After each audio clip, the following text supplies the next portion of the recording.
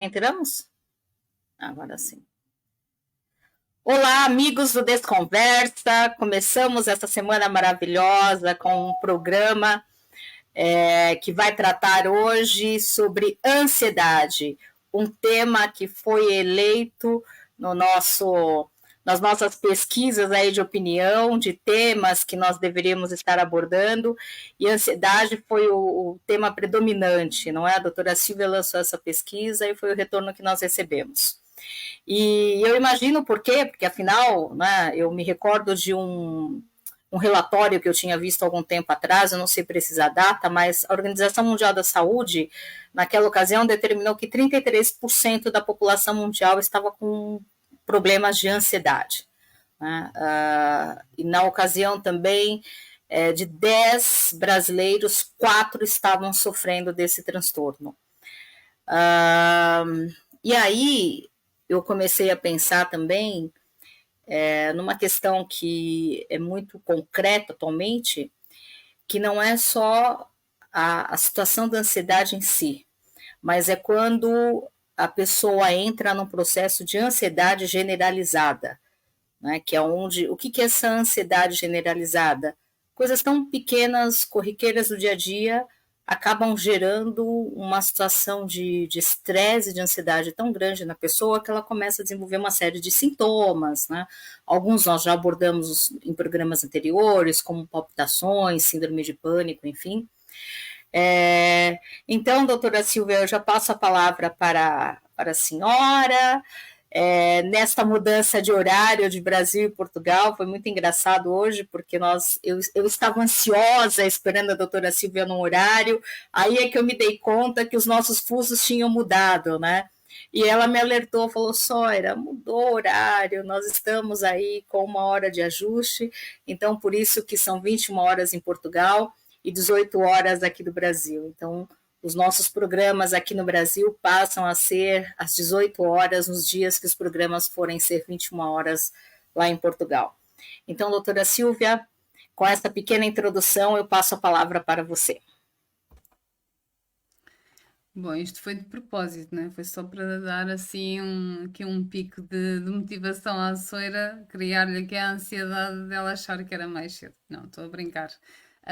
Sim, nós decidimos então lançar uma sondagem para percebermos, porque temos tido alguns pedidos de temas para debater aqui no podcast e é muito interessante. E nós queremos, obviamente, mais do que falar sobre algum tema que nós duas achemos que é importante, nós queremos ir ao encontro das pessoas, porque é para isso que aqui estamos e é para isso que criamos o podcast. E então, na nossa sondagem, foi nítida a necessidade que mostraram em ouvirem falar sobre a ansiedade e penso que é mesmo importante também daquilo que vejo e daquilo que trabalho, tem sido assustador perceber o aumento dos números de perturbação de ansiedade, nomeadamente generalizada, e já vamos perceber quais são as diferenças e também esclarecer as pessoas, porque é importante dizer que nem tudo aquilo que atribuem como ansiedade, nós nos devemos, pelo menos nos devemos preocupar. Por isso deixo a palavra à Soeira e também peço a participação de todos. Aproveitem para colocar algumas questões para nós podermos aqui então esclarecer tudo o que tem a ver com o tema da ansiedade. Estejam à vontade. Soeira. Bom, você viu que foi um teste, eu passei bem, né? Eu só liguei para 2 pessoas desesperadamente para saber se tinha notícias suas. Mas, enfim, então vamos lá, Silvia. Eu acho que o primeiro ponto é exatamente esse: diferenciar o que é um processo de ansiedade normal e o que é esse processo de ansiedade generalizada, que é onde esses principais sintomas acabam surgindo, né? Inclusive até questões físicas, como aquela sensação de fibromialgia, que são aquelas dores pelo corpo inteiro, né? aparecem também nesses processos de ansiedade, né? Então, os pontos, os reflexos físicos, inclusive, eles extrapolam aquilo que, em regra geral, se tem dito, né? Você começa a ter uma série de outros sintomas que estão vinculados a esta questão da ansiedade. Então, Silvia, eu acho que é importante já começar a traçar uma diferença daquilo que é uma ansiedade normal e saudável no ser humano e essa ansiedade que se torna generalizada. Bom, eu acho que isso é mesmo o principal, não é? É perceber que a ansiedade por si só é normal e deve existir. Nós precisamos de sentir ansiedade, nós precisamos de sentir medo. O medo é nosso amigo, tem sempre, coitado, é muito pejorativo, não é? Ninguém quer ter medo, mas nós precisamos dele, porque é aquilo que nos faz nos protegermos da situação. Se nós não tivermos medo nem receio de nada, se nós não ativarmos a nossa ansiedade, nós vamos estar perante um perigo e não vamos reagir. O nosso corpo não vai estar habilitado para poder reagir à situação. O que acontece numa situação de ansiedade dita normal, se assim pudermos dizer, é que o nosso cérebro faz uma análise daquilo que está a acontecer e nessa análise conclui de uma forma muito rápida, são microsegundos, que aquela situação é uma situação de perigo e, portanto, como nós precisamos de reagir àquela situação, o que o nosso cérebro faz é ativar imediatamente o nosso metabolismo. E quando nós ativamos o nosso metabolismo, automaticamente, e para que isso possa acontecer, o nosso coração começa imediatamente a bater mais rápido, porque é aquilo que nos permite bombear sangue para todo o nosso corpo, que nos permite também raciocinar e arranjar alternativas, estratégias para resolver aquela situação e que nos permite inclusivamente correr, fugir, se caso for necessário, e ainda uma outra opção que é o lutar se realmente a situação que estiver a ocorrer for de alguém que nos queira atacar. E, portanto, nós precisamos efetivamente desculpa, de sentir ansiedade. Nós precisamos que o nosso organismo nos ajude a estar mais atentos do que nunca àquilo que está a acontecer, para que não deixemos escapar nada, não é? Para que não sejamos apanhados desprevenidos e para podermos efetivamente sobreviver, porque é aquilo que o ser humano faz, às vezes de uma forma mais elaborada, quando tem essa oportunidade, outras vezes, quando não pode, é de uma forma mais básica. E é isto que é mesmo importante fazer, desde sempre, desde os primórdios, que o nosso cérebro está equipado, bem equipado, precisamente com este aparelho, que ao ser ativado quando necessário, quando ele reconhece um sinal de alarme, ele se prepara para isso. Isto é muito importante de se dizer, porque como se fala muito em ansiedade e as pessoas ainda não sabem muito bem o que é que significa, quando ficam alteradas, quando ficam enervadas, quando ficam preocupadas com alguma coisa, já acham que sofrem de ansiedade e o que é que fazem? Tentam imediatamente anular esses sintomas. Nós não podemos andar anestesiados, senão isso é muito problemático, porque pode acontecer-nos um sem número de coisas e nós não conseguimos reagir às situações. É importante que nós saibamos identificar, saibamos reagir, que permitamos que o nosso cérebro faça a tal análise e consiga minimamente descodificar se é uma situação tranquila ou, pelo contrário, se é uma situação de perigo. E, no caso de concluir que é uma situação de perigo, reagir à situação.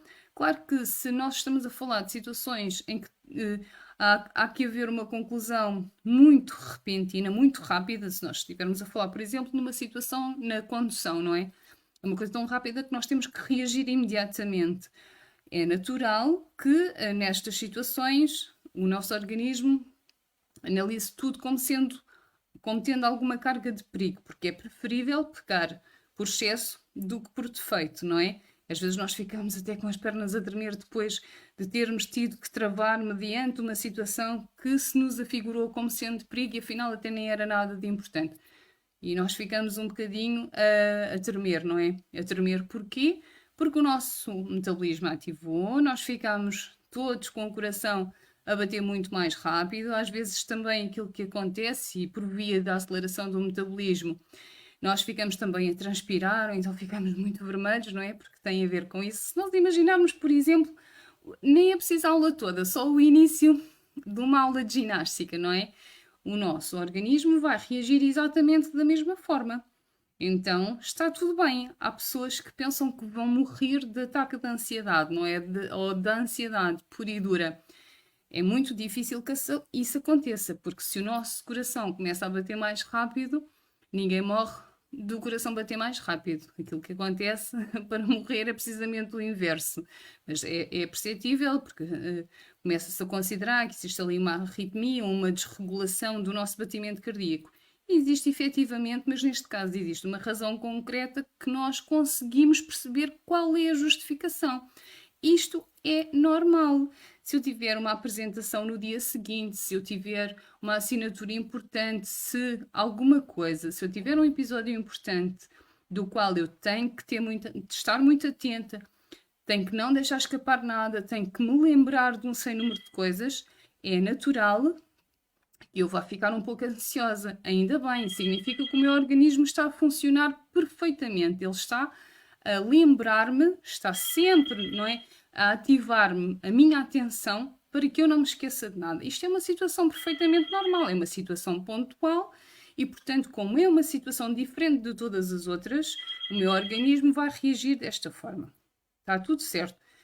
Quando é que começa a ser diferente? Quando esta situação deixa de ser pontual e quando eu faço um fenómeno em mim que é dessensibilização sistemática, ou seja, é como andar de avião. A primeira vez causa, obviamente, alguma ansiedade, depois, quando passa a ser uma coisa frequente, deixa de causar ansiedade porque nós passamos a ficar menos sensíveis, digamos assim. Há uma dessensibilização daquela situação que inicialmente nos causou ansiedade.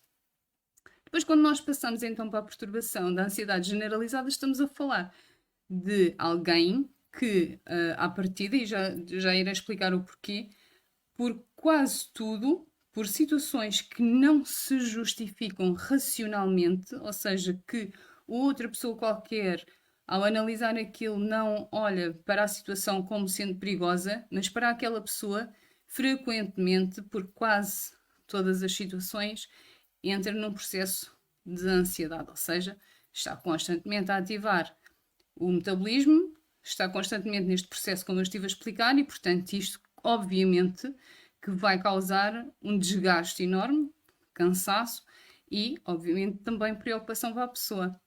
Soira. Eu acho que dá para resumir essa tua definição de ansiedade generalizada com aquilo que nós costumamos dizer, né? Está fazendo uma tempestade num copo de água.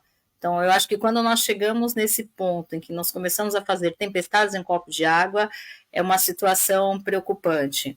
Mas, assim, eu quero aproveitar para já agradecer o pessoal que está nos acompanhando, né? A Gisele Santos, a Mica, a Edith Ferreira, Rodolfo Miranda, a Fátima Pinto, Joaquim Clementes, o Dr. Joaquim, que esteve conosco há uns programas atrás, o Jorge Drago, a Kátia Martins, né? Boa noite, Mica, boa noite, Andréa. Prazer ter você aqui com a gente novamente, né? Precisa voltar aqui para o programa. A Yolanda, a Fátima, boa noite, a Maria Leodoro, então boa noite para essa turma que toda semana nos acompanha, nos incentiva e nos apoia. Silvia, e eu queria te colocar uma situação, né? Hoje até conversando com a minha mãe, eu lembrei de um colega que comentou, né, que todos na família dele têm o hábito de roer unhas, né? Isso é um sinal de ansiedade. E assim, para minha surpresa, foi uma coisa tipo, todas as crianças, todos, enfim. Então, essa questão da ansiedade, você percebe que tem tido alguma mudança, principalmente começando na infância com relação a essa questão da ansiedade? Porque hoje o que nós temos visto é que quando chega na adolescência, já tem muitos adolescentes com esses picos de ansiedade, né? Então, isso foi um processo que começou desde a infância, ou mesmo quando você é adulto, né? Você comentou num dos programas que nós tratamos dos traumas, que um trauma ele pode nunca mais se manifestar na vida se você não tiver nenhuma espécie de gatilho, né? Essa questão da ansiedade, por exemplo, quando você chega na fase adulta, pode ser gatilhos de processos de ansiedade que a pessoa vem passando desde a infância. Como é que é esse processo, Silvia, de ansiedade? É uma construção ao longo dos anos? Você pode ter, por exemplo, uma situação muito atípica que transforme você num ser humano ansioso? Como é que funciona esse processo? Bom, então, há aí várias questões, só numa, não é, Sara? Claro que nós somos a construção de todo o nosso histórico, de tudo aquilo que nós vivemos, e se em alturas da nossa vida nós conseguimos arrumar as situações que nós vamos vivendo, também é verdade que às vezes não as arrumamos no sítio certo. Depende sempre do significado que nós atribuímos às situações e se eventualmente nós estamos a fazê-lo da forma mais correta. Se o estivermos a fazer da forma mais correta e arrumarmos no sítio certo, está tudo bem e dificilmente, mesmo que volte a haver um gatilho, mesmo que volte a haver um estímulo nesse sentido, isso nos irá perturbar. Não quer dizer que fiquemos indiferentes, mas se estiver efetivamente bem arrumado, à partida isso não nos irá incomodar. Agora, se nós fizermos uma análise, nomeadamente das pessoas que sofrem de ansiedade, e é aquilo que nos preocupa aqui, nós percebemos que existe uma muito maior incisão quando as pessoas estão em alturas da vida mais frágeis. E um dos maiores exemplos foi a pandemia, não é? A altura em que as pessoas estavam mais frágeis, mais preocupadas, mais inseguras com aquilo que pudesse acontecer e então vamos pensar no seguinte: nós, para termos ansiedade ou para nos ser despoltada a ansiedade, a partir daquilo que acontece é que quando nós analisamos erradamente, exageradamente uma situação e que não, essa situação não sendo perigosa, nós analisamos-la como tal, ou seja, é uma situação regular, normal do dia a dia, mas aos nossos olhos nós consideramos-la muito perigosa para nós e, portanto, como nós consideramos-la perigosa, nós vamos ativar então as nossas respostas corporais àquela situação. Quando é que isso acontece? Quando na nossa vida a situação, por exemplo, já está um pouco insegura, nós já estamos frágeis por alguma situação e, portanto, o nosso organismo estando a funcionar bem, porque é uma resposta ajustada do nosso organismo, nos diz que não, a tua vida já está demasiado complicada e tu não te podes permitir a ter mais um perigo na tua vida, mais uma situação à qual tu eventualmente não saibas fazer face e, portanto, vai analisar aquela situação como sendo perigosa. Resumindo, quanto mais frágeis nós estamos, mais suscetíveis de sentir ansiedade nós estamos também, porque é o nosso organismo a proteger-nos. Qualquer coisa que aparente ser um perigo, ele vai efetivamente despoltar respostas corporais em nós, ok? Então isto significa que uma mesma situação pode provocar uma resposta em nós numa altura da nossa vida e noutra altura da nossa vida em que eventualmente nós já estejamos mais tranquilos, mais seguros, em que a nossa situação esteja mais equilibrada, eventualmente aquele mesmo estímulo já não vai provocar a mesma reação corporal em nós, ok? Portanto, não depende só da situação, porque por vezes nós percebemos, principalmente em situações graves e traumáticas como os tsunamis ou guerra ou o que quer que seja, que provocam reações numas pessoas que não provocam noutras. Então nós podemos perceber a partir daí que não tem só a ver com o estímulo, com a intensidade do estímulo, mas tem também a ver com as ferramentas que nós já possuímos em nós, nomeadamente as psicológicas, que neste caso é aquelas que nós estamos a falar, e que nos permitem reagir adequadamente, convenientemente, termos como se fosse uma almofada, um amortecedor que nos permita receber esse impacto, mas que também nos permite que ele não tenha um efeito tão nefasto em nós e que conseguimos reagir de uma forma pelo menos saudável. Noutras alturas da nossa vida, se nós juntarmos, por exemplo, uma situação que seja mais ou menos perigosa. A outra que já nos está a acontecer, à qual nós estamos a viver, nós não temos a capacidade de reação para tudo aquilo que está a acontecer ao mesmo tempo e, portanto, é natural, é ajustado até psicologicamente que comecemos a ter episódios de ansiedade. É uma forma, uma tentativa, obviamente vã, de antecipar as situações quando percebemos que estamos a perder o controle da nossa vida. Seira. Bom, Dr. Joaquim Clemente, que nós também esperamos aí nos próximos Desconversas, ele colocou uma questão que eu achei fantástica, né? Ele colocou assim, no segmento da explicação de agora, ansiedade ou estresse? Porque muitos confundem os dois temas que se tocam, mas são diferentes. Eu, na minha visão de leiga, doutor Joaquim, eu já vou colocar qual é a minha percepção. Eu entendo que a ansiedade é uma das manifestações do estresse. E a Silvia colocou um ponto, né, dessas reações que nós temos, por exemplo, as situações de perigo, enfim, e nossa, me veio imediatamente uma situação que eu passei na época que eu trabalhava em um banco, numa das maiores avenidas da América Latina, né, que é a Avenida Paulista, e nós tivemos uma tentativa de assalto de um carro no estacionamento, e teve tiroteio, aquela coisa toda. E foi muito curioso, porque eu e uma outra, as meninas todas da agência, nós éramos em grande maioria na ocasião mulheres, correram todas para o banheiro, foi aquela bagunça, não é? E eu e uma outra amiga, nós conseguimos nos manter tranquilas e levamos água com açúcar para todas as meninas, enfim. E o que foi curioso depois é que quando as coisas se tranquilizaram e todo mundo estava bem, nós duas trabalhávamos em gerências distintas, né? Eu sentei na minha mesa e eu comecei a ter um ataque, então, né? Que eu não sabia o que era na ocasião, né? Com 18, 19 anos, você não tem muita ideia de como é que essas coisas funcionam. Mas eu tive esses ataques físicos, né? Essa coisa da falta de ar e tal, enfim, eu acho que finalmente caiu a ficha do que estava acontecendo ali naquele momento, né?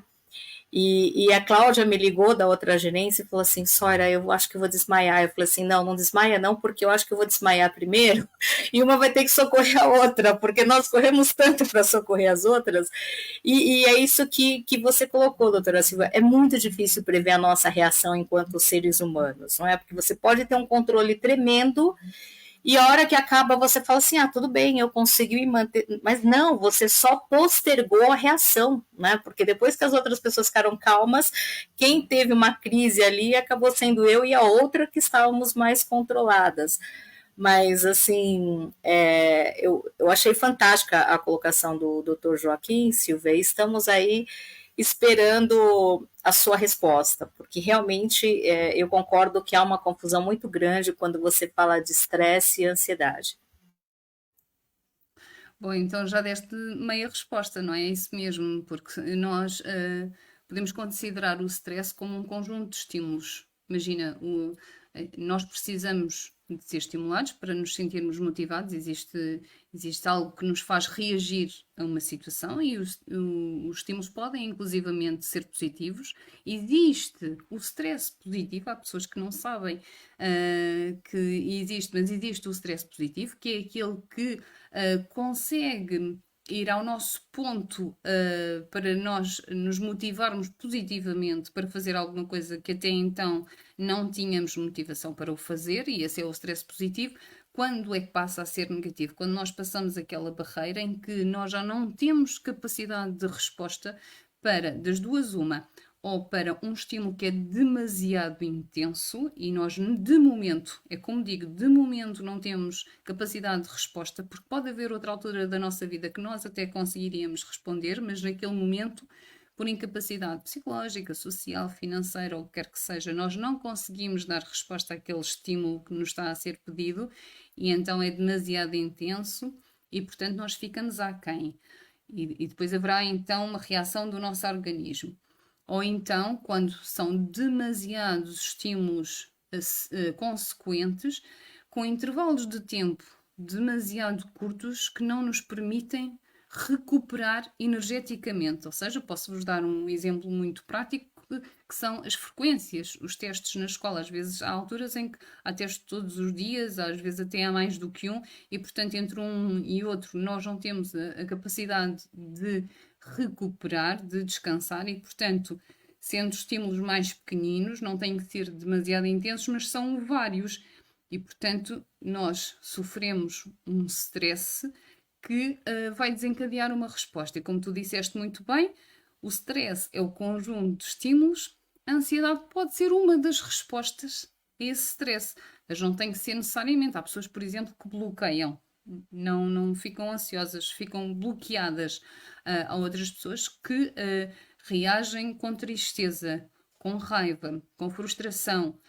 Podem haver um sem número de respostas ao stress. Uma das respostas ao stress pode efetivamente ser a ansiedade.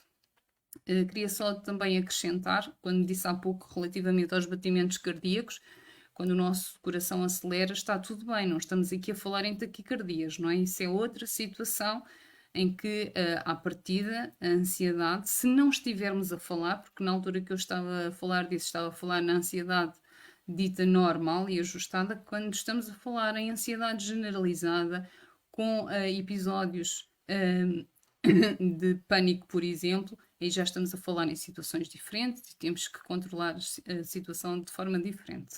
Soeira.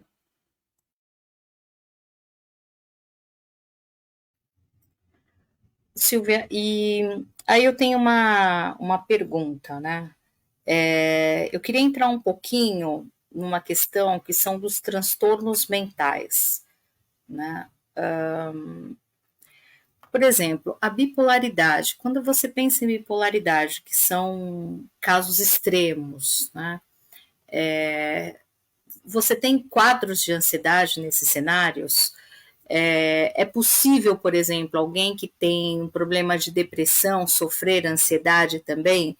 Porque parece uma coisa meio extrema, não é? Você sofre de depressão, que em tese tem aquela fama de te tirar de circulação, quando na verdade nós já sabemos hoje em dia que tem pessoas que são extremamente ativas, mas estão sofrendo de depressão. Mas digamos assim, o estereótipo que se tem é de que a depressão te joga numa cama e você fica ali totalmente imóvel. Mas me parece que existe essa possibilidade de você ter depressão e ansiedade juntos. Eu não sei se, por exemplo, no caso de bipolaridade, esses extremos também poderiam gerar ansiedade. No caso, por exemplo, de um transtorno de narcisismo, as vítimas costumam sofrer muito com processos de ansiedade, porque existe todo nesse contexto da manipulação, um dos gatilhos que se dispara na vítima é gerar situações de ansiedade, né, como se fosse um morde e assopra, enfim. Eu queria que você falasse um pouquinho da ansiedade dentro desses transtornos, não é? Como é que a gente consegue identificar porque às vezes você pode ter algo sinalizando nesse sentido e considerar que seja um processo normal de ansiedade e pode ser um indicador de algum problema, de algum transtorno, né? Bom, então, a ansiedade está muitas vezes em comorbilidade, ou seja, está muitas vezes em conjunto com outras patologias, principalmente quando são diagnósticos que são feitos a dado momento na vida das pessoas e com os quais a pessoa tem dificuldade em lidar, não é? Se nós estivermos a falar, por exemplo, pode ser outra coisa qualquer, num diagnóstico em que a pessoa vai ficar limitada, ou num cancro, por exemplo, num diagnóstico que a pessoa não estava à espera e, portanto, de momento avaliou aquilo como sendo, e é muito importante perceber isto, não é? Não é a ansiedade dita normal ou ajustada, em que efetivamente se percebe alguma coisa como sendo perigosa e é mesmo, ou pelo menos é diferente, e nós temos que estar atentos à situação. Essa é a ansiedade dita normal, mas sim aquela que passa a ser por tudo e por nada nós ativamos o nosso metabolismo. Claro que numa situação destas há uma ansiedade ajustada, não é? A pessoa fica ansiosa, não sabe o que é que vai acontecer, foi diagnosticada alguma coisa que ela se calhar até nem esperava e, portanto, foi surpreendida de tal forma que, como eu disse há pouco, de um momento para o outro, muitas vezes perde o controle da sua própria vida, a verdade que conhecia até então deixou de existir e, portanto, vai ter que construir uma nova narrativa para si própria, não sabe o que é que a espera no futuro e é normal que fique ansiosa relativamente àquela situação. Mas aqui estamos a falar de um processo completamente consciente, em que a pessoa percebe o que é que se está a passar, também consegue identificar alterações nas suas respostas, no seu organismo, e tudo isto é algo de alguma forma racional e consciente da situação. Outra coisa completamente diferente são algumas perturbações, então, mentais, como tu estavas a falar, em que existe uma reação de uma forma quase inconsciente, ao nível do inconsciente, é uma resposta automática dada pelo organismo quando percebe, ou no entendimento daquela pessoa, porque a atribuição de significado de uma pessoa com perturbação mental é completamente diferente da atribuição de significado que uma pessoa dita saudável dá às situações, não é? Eu, se estiver a falar e alguém me interromper, isso em mim não me despoleta um ataque de fúria. Mas se nós estivermos a falar num narcisista, se um narcisista estiver a falar e alguém tiver o azar de o interromper ou não o deixar falar, corre um grande risco, não é? Porque o que é que acontece no entender dele? Alguém está a sobrepor-se a ele, está a humilhá-lo, está a gozar com ele ou está simplesmente a não deixá-lo brilhar e, portanto, pode despoletar ali uma reação ansiosa, não é? Porque uma pessoa narcisista, como sabemos, é alguém extremamente inseguro e de uma forma não tão consciente como quando estamos a falar de uma situação de alguém que é psicologicamente saudável, pode haver realmente uma resposta. E existe muitas vezes outra questão que tu colocaste tem a ver com ansiedade e depressão. Infelizmente, como se já não bastasse cada uma delas singularmente, já são suficientemente pesadas para quem sofre das mesmas, grande parte das vezes acabam por se unir. E isto porquê? Porque, uma vez mais, quando principalmente, tanto num sentido como no outro, quando nos apercebemos que estamos a sofrer, por exemplo, e depois já farei o reverso, que estamos a sofrer de depressão, não é? E o que é que isso nos está a causar? Que estamos a modificar enquanto pessoas, porque os nossos comportamentos são diferentes, que isso está a ser penalizador, por exemplo, no nosso funcionamento, peço perdão, profissional, social, familiar, estamos a penalizar as pessoas à nossa volta, ou não estamos a conseguir fazer aquilo que era suposto nós fazermos, que nos estamos a prejudicar e que não conseguimos reagir, não conseguimos dar a volta à situação.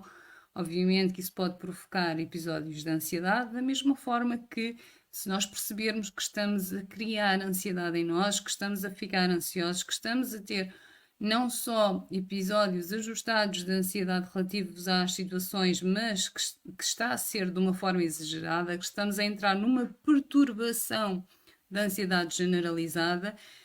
Eu disse há pouco, isto é muito cansativo, é muito desgastante, vamos dizer de uma forma prática, por tudo e por nada, despoltar um episódio destes. Alguém que tem um episódio crítico de ansiedade, a seguir ao episódio fica de rastos. É muito cansativo. Eu costumo até fazer um gráfico aos pacientes, vamos imaginar que é como se nós tivéssemos recebido uma dose de adrenalina, não é? Que nos é injetada. Nós chegamos a um pico em que está tudo ativado a 100%, estamos super alerta relativamente a alguma coisa e de um momento para o outro aquilo acaba a dose de adrenalina e aquilo acaba. E nós ficamos com tensão muscular, ficamos cansados, ficamos doridos dos músculos, não é? Ficamos realmente extenuados. Agora imagina isto recorrentemente, às vezes mais do que uma vez por dia, às vezes mais do que 5 vezes por dia, não é? Obviamente que este cansaço pode, obviamente, reverter também na depressão. Se nós pensarmos de uma forma muito simples que a depressão é falta de energia, nós não temos reforços energéticos dentro de nós que nos permitam reagir às situações. Tu há pouco falaste que a depressão não é só ficar deitado e não reagir às situações. Nós podemos ter um escape, não é? Que é aquilo que nos permite nos irmos mantendo, não é? É quase como se fossem os serviços mínimos para nos manter, mas ao analisarmos a pessoa em questão, nós percebemos que ela já desligou os outros botões todos, porque para conseguir estar a manter, por exemplo, a manter-se a trabalhar ou a manter-se noutra situação qualquer, ela já está apática, já não reage, nem ri, nem chora. Ela já não faz um sem número de coisas, ou seja, isto visualmente, se quisermos pensar assim, ela já desligou todos os botões que ela achou que eram supérfluos e manteve só os necessários, os estritamente necessários para sobreviver. E isto, claro que, é como te digo, tanto acontece a alguém que está num processo de depressão e que por se sentir assim começa a criar situações de ansiedade, da mesma forma que alguém que começa a ter perturbação de ansiedade pode obviamente desencadear uma depressão. Soeira. Silvia, eu quero aproveitar aquele gancho que você colocou da pandemia, então eu quero pensar em tempos atuais. Levando em conta esse cenário que nós vemos, a sociedade em que nós estamos inseridos, eu não sei se é possível que você pontue por fases das nossas vidas, né? Então, quais você tem sido, quais você tem observado que são os gatilhos para desenvolver ansiedade em crianças, em adolescentes, em adultos e pessoas da terceira idade? Quais são esses gatilhos que você tem observado em cada uma dessas fases? Porque é até importante para quem nos assiste, né? Às vezes o pai e a mãe precisam identificar quando é que os filhos estão extrapolando aquilo que seria a ansiedade normal e benéfica, ou mesmo quando nós adultos estamos tão envolvidos numa série de atividades, estudo, trabalho, família, enfim, ou quando nós chegamos na terceira idade e temos um cenário de vida completamente diferente. O que você observa que dispara esses gatilhos de ansiedade em cada uma dessas fases e que os outros têm que observar, né, em si e na própria família ou amigos? Olha, Sara, como eu te disse há pouco, a ansiedade tem mais incidência em nós consoante a nossa fragilidade. Podemos dizer o inverso, que é quanto mais reforçados nós estivermos, psicologicamente falando, menos possibilidade temos de entrar num processo de ansiedade. Não significa que isso não aconteça, mas há uma muito menor possibilidade, ok? Então, se nós pensarmos que, de uma forma geral, os adolescentes, e há pouco colocaste-me esta questão, não é? Os adolescentes estão menos reforçados psicologicamente porque são muito mais frágeis de uma forma geral, são menos resilientes, são menos preparados para as adversidades, têm menos capacidade de lidar com a frustração. É natural que estejam mais suscetíveis de entrar em processos de ansiedade, porque algumas coisas que acontecem, que à vista de outras pessoas não têm qualquer tipo de perigosidade, para aquela pessoa que por si só já é frágil, obviamente que aquilo se aparenta como um perigo e, portanto, vai despoltar respostas corporais relativamente àquela situação de uma forma com muito maior probabilidade do que para outra pessoa que seja mais resistente, mais resiliente, que tenha mais ferramentas mentais, que esteja mais capacitada para lidar com adversidades. Este é o primeiro ponto relativamente, nomeadamente aos adolescentes. Se nós passarmos, por exemplo, para a terceira idade, são outras questões, mas que obviamente que também propenciam a ansiedade. Porquê? Porque estamos a falar de um cenário completamente diferente daquele que viveram a maioria das suas vidas. Existe um crescendo, ou pelo menos um esforço crescendo para atingir um nível de segurança, que é aquilo que nós fazemos. Nós compramos uma casinha pequena, depois compramos uma um bocadinho maior, depois já tentamos pôr um bocadinho de dinheiro de parte no banco, depois vamos tentando cimentar a nossa vida de maneira a ela ficar com alguma segurança. E depois o que é que acontece? Quando às vezes finalmente conseguimos ter a casa paga ou ter as nossas continhas em dia, está na altura de irmos para o lar, não é? Ou então estamos a ficar com doenças a receber diagnósticos de situações que nos impedem de, muitas vezes, de sermos funcionais e que em qualquer uma destas situações que eu referi se aparenta a perda do controle da nossa vida. Nós deixamos de ter controle da nossa vida, seja porque temos que largar a nossa casa, seja porque temos que nos reformar e, entretanto, não temos os mesmos valores ao final do mês, seja porque temos um diagnóstico de doença, por exemplo, não é? E, portanto, todos estes cenários vão nos proporcionar uma ansiedade que tem a ver com essa perda de controle daquilo que nós conhecíamos como até então a nossa vida. O que é que faz? Vai nos fragilizar mentalmente, psicologicamente, não é? E aquilo que nós já vimos é que quanto mais frágeis nós estivermos, mais suscetíveis de estar ansiosos. Porquê? Porque ficamos preocupados. Já estamos com um problema, não podemos lidar com mais nenhum problema. Quando alguma coisa aparece na nossa vida, outra vez para resolver, é muito complicado. Depois, relativamente a todas as outras fases da nossa vida, tem a ver precisamente com isto. Há alturas em que parece que nada nos atinge, que nós estamos bem, estamos num bom emprego, a ganhar bem, temos casa, temos uma relação segura, temos tudo e às vezes de um momento para o outro tudo desaparece, não é? E esse um dos exemplos, não é? Tem que servir para alguma coisa, nem que seja para nós darmos exemplos. Foi a pandemia, foi uma daquelas coisas que ninguém podiam ter feito todos os estudos do mundo. Já havia alguma ficção nesse sentido, mas ninguém podia prever que fosse, pelo menos naquela altura. Ninguém estava preparado para isso e que foi algo que foi bastante alarmante, não é?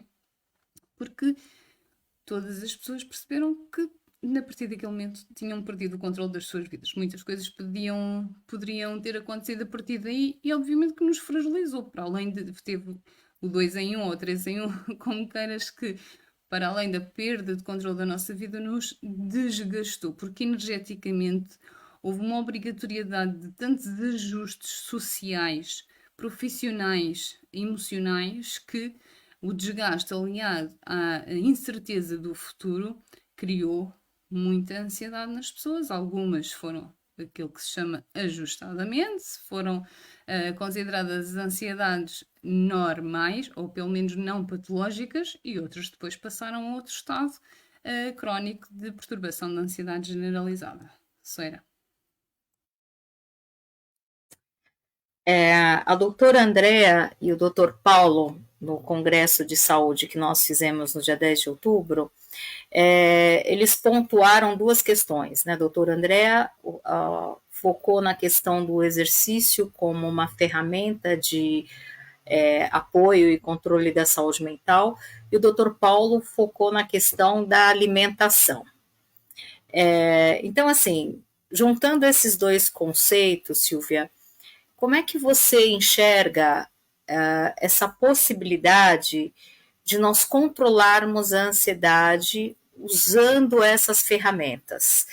E em que momento você precisa chegar e falar assim, olha, eu mudei minha alimentação, isso tem contribuído, eu tenho feito exercícios físicos, mas ainda assim tem algo que não funciona bem.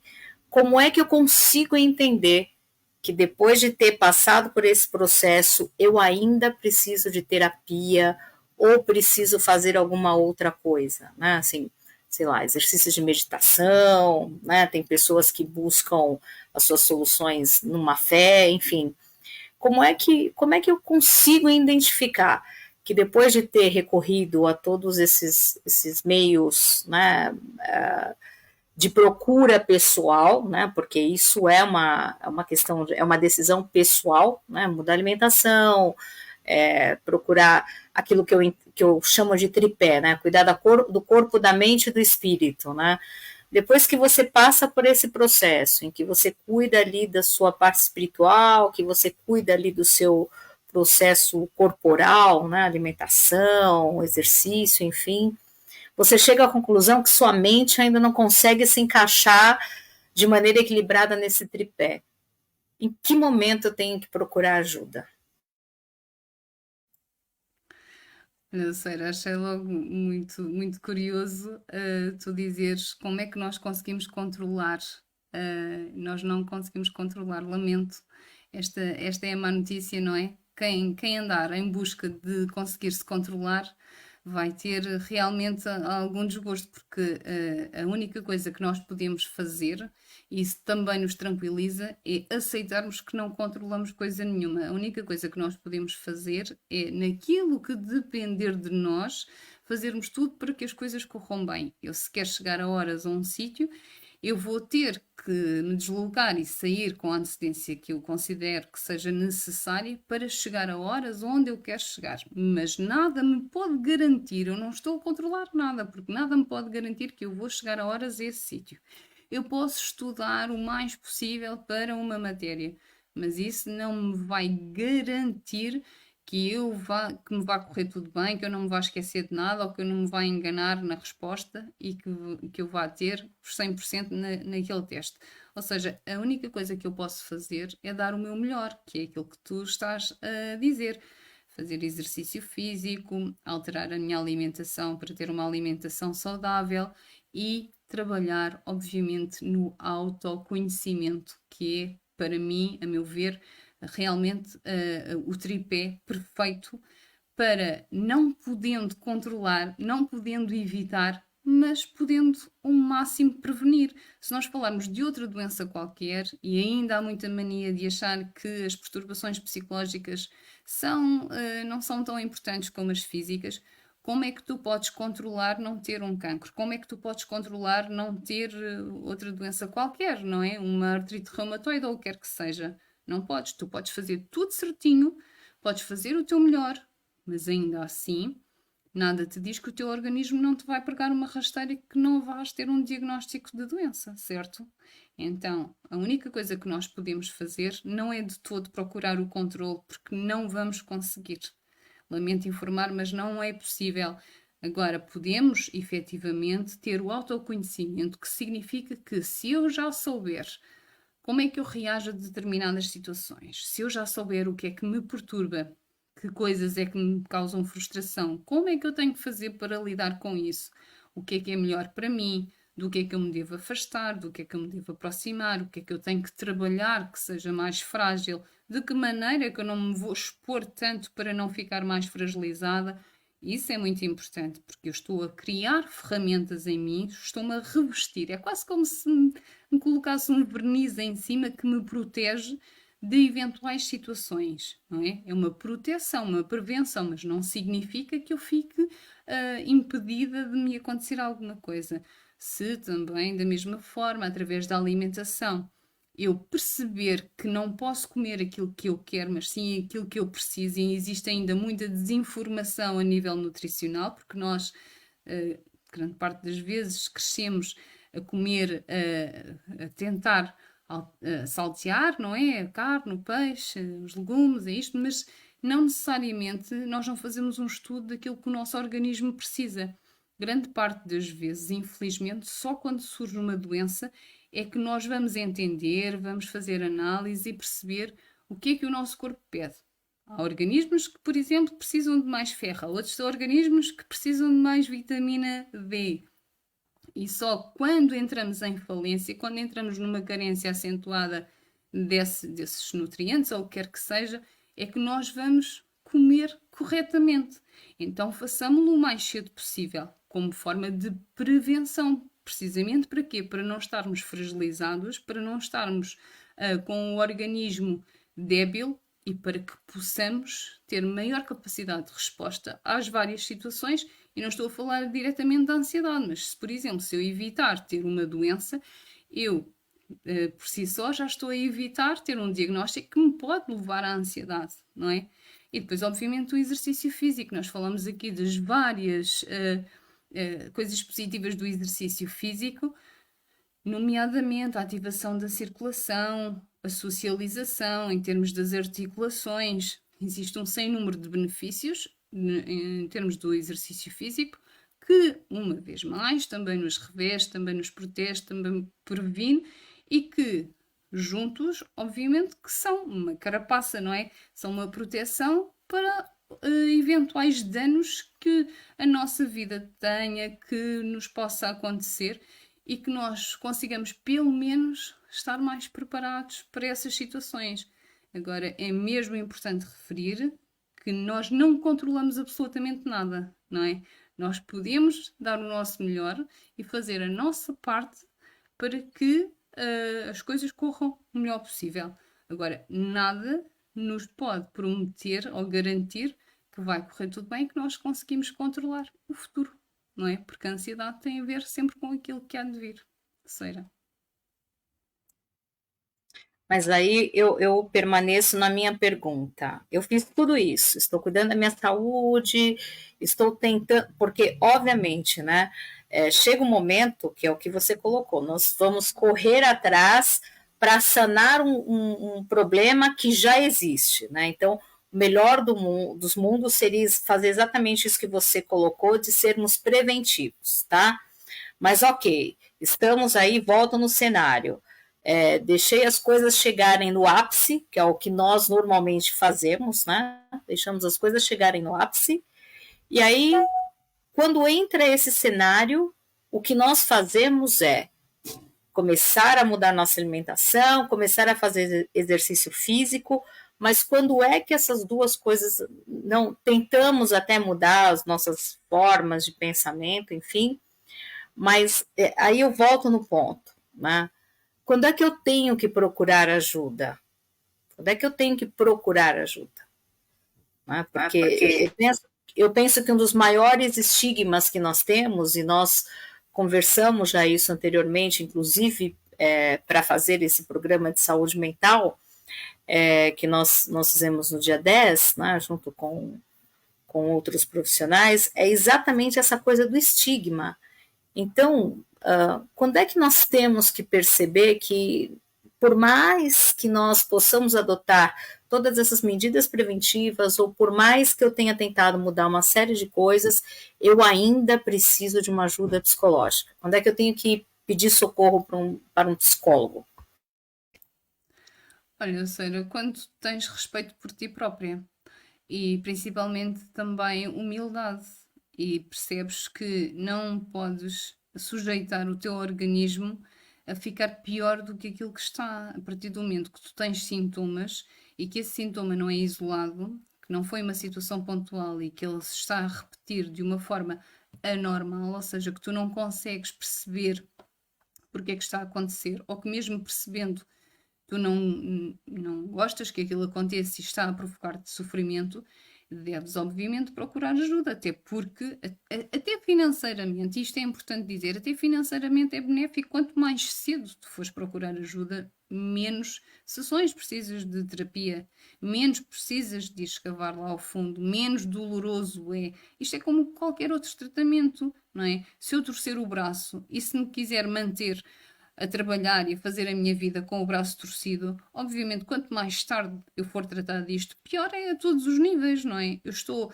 a colocar-me numa situação que pode realmente ser muito prejudicial e eu não sei o que é que me vai acontecer. Eu tenho que ter não só respeito por mim própria, mas também a humildade de perceber que preciso de ajuda. Nem tudo é controlado só pela nossa cabeça. Eu não olho para o meu braço e distorço o braço. Isso não acontece. Eu não faço uma reflexão e altero os meus pensamentos. Se assim fosse, ninguém tinha pensamentos maus, ninguém tinha perturbação psicológica, não é? E isto é muito importante pensar que como se costuma dizer em Portugal, cada macaco no seu galho, não é? E nós, até os próprios profissionais de saúde mental precisam de ajuda, quanto mais qualquer outra pessoa. Seria importante, no mesmo sentido que há pouco falei, que nós fizéssemos prevenção. Era excelente que houvesse a possibilidade de fazer desenvolvimento pessoal, que isto fosse trabalhado nas escolas, que as pessoas falassem dos sentimentos, falassem daquilo que as perturba, conseguissem, pelo menos que é tanto, atribuir significados corretos. Que uma criança, por exemplo, que está a agredir a outra, conseguisse manifestar o que é que a incomoda, o que é que a perturba, porque é que precisou de agredir outra criança, o que é que ele levou a fazer aquilo, e arranjar-lhe um espaço para ela poder manifestar aquilo que está a sentir. Nós conseguiríamos prevenir tantas coisas se assim fosse. Claro que isto era o ideal, não é? Nós fazermos esta tal prevenção, esta educação emocional, esta educação psicológica de cada um de nós, para nós conseguirmos atribuir um significado àquilo que nos está a acontecer, aos sentimentos que estamos a ter, e a partir do momento que nós atribuímos significado, nós conseguimos arrumar melhor, no sítio certo, aquilo que nos está a acontecer.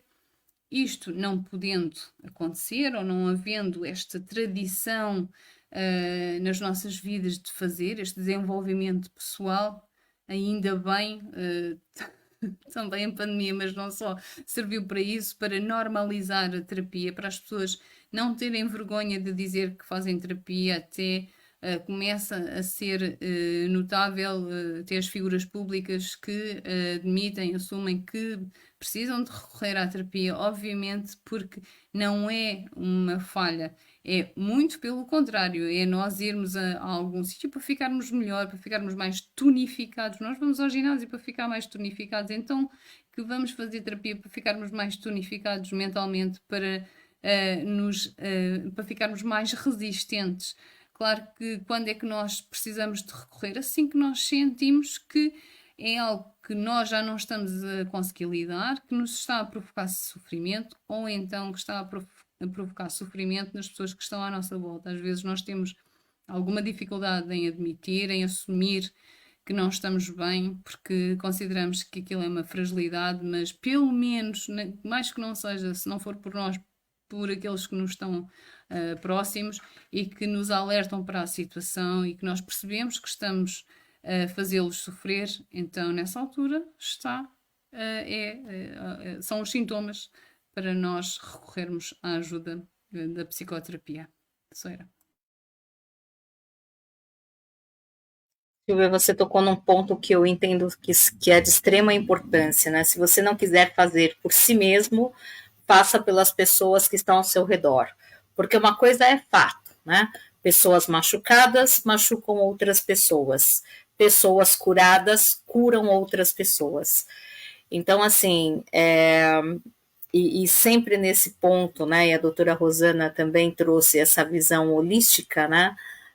Do processo de psicologia lá no congresso do dia 10, que nós gravamos, isso também é algo que nos faz refletir, ou seja, essa percepção que nós temos que ter, que trabalhar esses 3 tópicos, né, corpo, meu pai sempre dizia uma frase que eu acho que é muito interessante, né, quando ele percebia que nós estávamos destoando de alguma coisa, ele dizia, mente pura, corpo são, coração tenro, ou seja, né, nós tínhamos que focar para manter-nos nessa condição.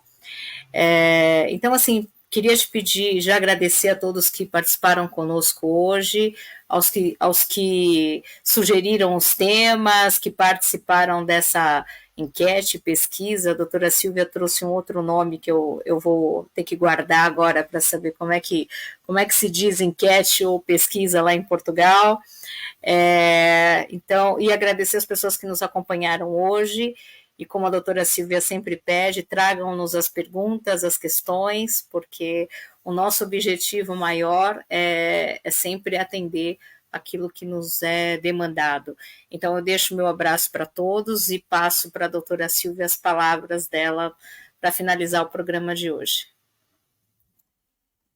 Sondagem, Soeira. Eu coloquei uma sondagem, é isso. Pensava que fosse igual em português do Brasil. Bom, resta-me desejar uma boa noite e agradecer às imensas pessoas que estiveram a assistir-nos. Muito obrigada. Isto faz-me também pensar que este é um tema realmente perturbador que anda a incomodar as pessoas. Não se acanhem, coloquem as questões, mesmo depois do programa terminar. Podem mandar mensagem naquilo que eu puder vos responder, obviamente que o farei, e uma vez mais um agradecimento especial à Soeira por estar sempre comigo nestas andanças, e vamos agora recolher as vossas sugestões de temas e então provavelmente fazer uma nova sondagem para perceber qual é o tema que faremos na próxima semana. Um bem-aja a todos, um beijinho grande e boa noite, bom descanso.